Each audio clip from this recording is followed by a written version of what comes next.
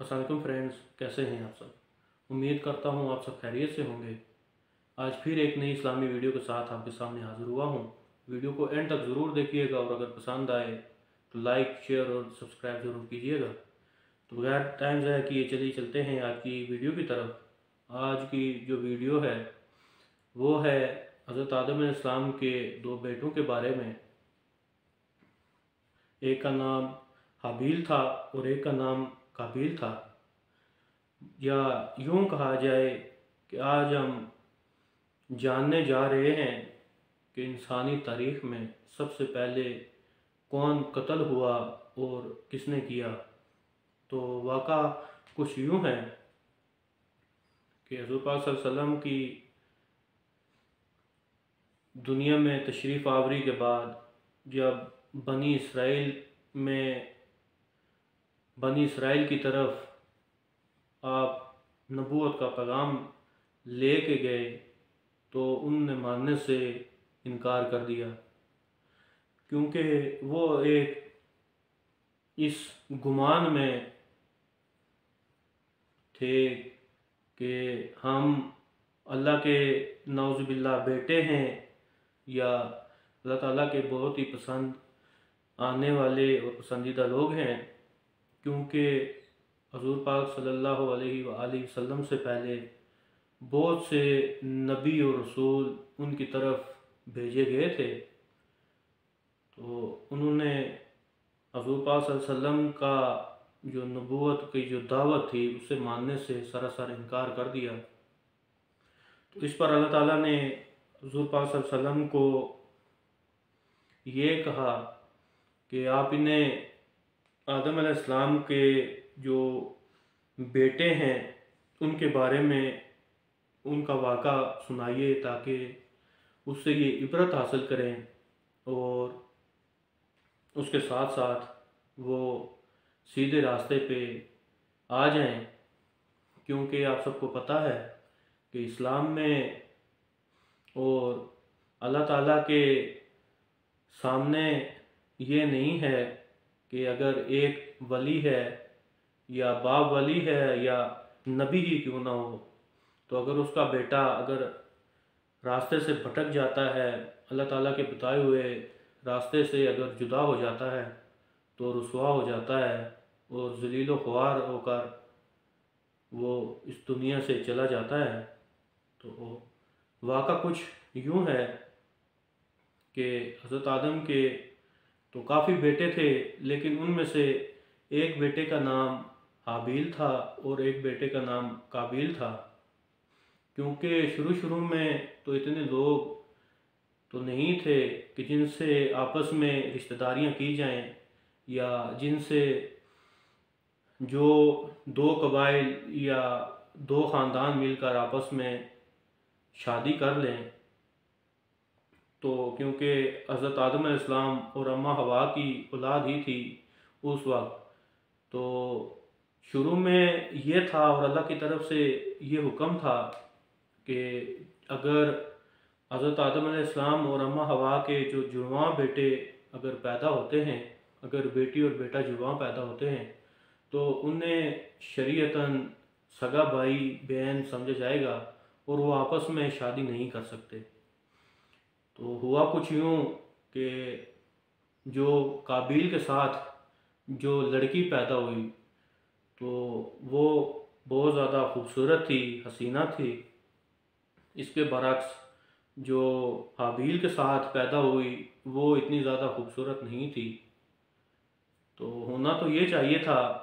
اور جو اللہ تعالیٰ کا حکم تھا اس وقت کہ حابیل کے ساتھ جو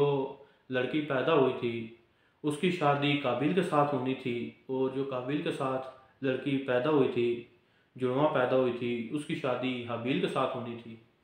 لیکن اس کے برعکس قابیل نے یہ بات ماننے سے انکار کر دیا، کیونکہ وہ خود جو اس کے ساتھ جڑواں پیدا ہوئی تھی اس سے شادی کرنا چاہتا تھا، کیونکہ وہ شکل صورت کے لحاظ سے کافی خوبصورت تھی۔ تو حضرت آدم علیہ السلام نے کافی سمجھانے کی کوشش کی اور اس معاملے کو یا اس فتنے کو رفع دفع کرنے کی بہت کوشش کی، لیکن جب قابیل نہ مانا اور اپنی ضد پر اڑا رہا تو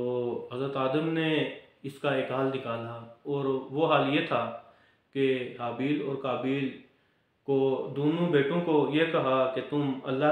تم دونوں اللہ کے راستے پہ کوئی صدقہ کرو۔ اگر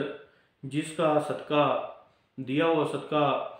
آسمان سے آ کر آگ کھا لے یا وہ خود بخود غائب ہو جائے تو سمجھ لو کہ اس کا جو صدقہ ہے وہ قبول ہو گیا، اور جس کا آگ نہ کھائے یا وہ غائب نہ ہو تو سمجھ لو کہ اس کا صدقہ قبول نہیں ہوا اور وہ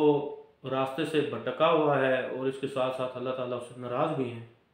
تو ان دونوں نے ویسا ہی کیا، لیکن کیونکہ حابیل اپنی بات پہ سچا تھا اور وہ شریعت کو مانتا تھا تو اس نے صدقے کا صحیح سے اہتمام کیا اور اللہ کے نام پر صدقہ دل سے دیا۔ اس کے برعکس کیونکہ قابیل اپنے راستے سے بھٹک چکا تھا اور اس نے اتنی زیادہ دل جوئی کے ساتھ صدقہ نہ کیا، تو جو حابیل کا جو صدقہ تھا جو اس نے اللہ کی راہ میں دیا تھا وہ تو اللہ نے قبول کر لیا، لیکن جو قابیل کا جو صدقہ دیا تھا وہ اللہ نے قبول نہ کیا۔ یا یوں کہہ سکتے ہیں کہ حابیل نے جو صدقہ دیا تھا اللہ کی راہ میں وہ غائب ہو گیا، اور جو قابیل نے دیا تھا وہ غائب نہ ہوا۔ تو اس پر بجائے یہ کہ قابیل کو ندامت ہوتی اور وہ اللہ سے معافی مانگتا اور وہ سیدھے راستے پہ آ جاتا، اس نے اس کا الٹ کیا۔ اس نے اللہ تعالیٰ سے بغاوت کی اور جو شریعت ہے، جو اس وقت شریعت لاگو تھی، اس کا انکار کر دیا اور اس بات پر بضد ہو گیا کہ وہ اپنے بھائی یعنی حابیل کو قتل کر دے گا۔ تو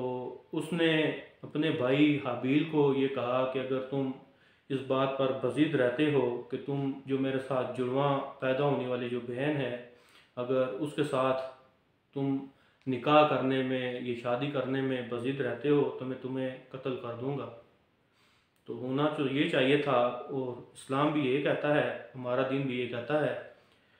کہ اگر کوئی بندہ آپ کی جان لینے کے در پہ ہو اور آپ کو اپنی جان بچانے کے لیے اگر اس کا قتل کرنا پڑے تو اس کے علاوہ اگر کوئی چارہ نہ ہو تو آپ اسے قتل کر سکتے ہیں۔ لیکن اس کے باوجود بھی حابیل نے قابیل سے کہا کہ اگر تم مجھے قتل کرنا چاہتے بھی ہو تب بھی میں تمہارے اوپر ہاتھ نہیں اٹھاؤں گا یا تمہیں قتل نہیں کروں گا۔ تو مختصراً یہ کہ قابیل نے جیسے تیسے، حالانکہ حابیل نے قابیل کو سمجھایا بھی تھا کہ تم غلط کر رہے ہو، اور اسے یہ احساس دلانے کی کوشش بھی کی تھی کہ میں تمہیں قتل نہیں کروں گا تاکہ اسے احساس ہو اور یہ ندامت اور جو برائی کا جو راستہ ہے وہ چھوڑ دے، اسے ندامت ہو۔ لیکن قابیل پر کوئی اثر نہ ہوا اور اس نے حابیل کو قتل کر دیا۔ قتل تو ہو گیا، لیکن اب مسئلہ یہ بنا کہ وہ بڑا پریشان تھا، اور جب اس سے گناہ سرزد ہو گیا تو اس نے ندامت کا اظہار کیا، اور جو اپنا اس سے گناہ سرزد ہوا تھا اس پر بڑا نادم تھا، اور اسے اپنے بھائی کی جو لاش تھی وہ بھی سنبھالی نہ جا رہی تھی۔ تو اللہ تعالیٰ نے ایک سبیل پیدا کی، یا آپ کہہ سکتے ہیں اللہ تعالیٰ نے اسے ایک طریقہ بتایا کہ کس طرح سے اگر کوئی مر جائے تو اسے دفن کیسے کیا جاتا ہے۔ اللہ تعالیٰ نے کوا بھیجا، اور اس کوے کا جو ساتھ مرا ہوا کوا تھا تو وہ قابیل کے پاس آ کے بیٹھا، اور اس نے جو زمین ہے وہ کھودنی شروع کر دی کوے نے۔ تو زمین کھود کر اس نے جو اپنا ساتھی مرا ہوا کوا تھا اسے دفن کر دیا، اور اس پر دوبارہ سے وہ مٹی ڈال دی۔ اس پر قابیل کو بڑی سخت شرمندگی اور ندامت ہوئی اور اپنے آپ کو کوسنا شروع ہو گیا کہ میں اس حد تک لاپرواہ اور اس حد تک بیوقوف اور خسارہ اٹھانے والوں میں ہو گیا کہ میں اب اپنے بھائی کی جو لاش تھی، جو میری بیوقوفی اور ضد کی وجہ سے میں نے قتل کر دیا اور انا کی وجہ سے، تو میں اس کی لاش کو بھی اپنی طریقے سے دفن نہ کر سکا، بلکہ مجھے دفن کرنے کا یا اس لاش کو چھپانے کا جو طریقہ ہے وہ ایک جانور نے یا کوے نے مجھے سکھایا ہے۔ اس سے ہمیں یہ سبق ملتا ہے کہ کبھی بھی اپنے نفس کی غلامی نہ کریں، اور بلکہ یہ جو مہینہ ہے رمضان کا مہینہ ہے، یہ ویسے بھی ہمیں صبر سکھاتا ہے۔ اللہ تعالیٰ سے دعا ہے اللہ تعالیٰ ہم سب کو صبر کرنے کی توفیق عطا فرمائے، اور ہمارے جتنے بھی رشتے ہیں اللہ تعالیٰ ان سب میں ہمیں صبر دے اور انہیں نبھانے کی توفیق عطا فرمائے۔ اور اگر کسی سے کوئی غلطی ہو بھی جاتی ہے تو اسے درگزر کیا کریں، کیونکہ اللہ تعالیٰ نے حقوق العباد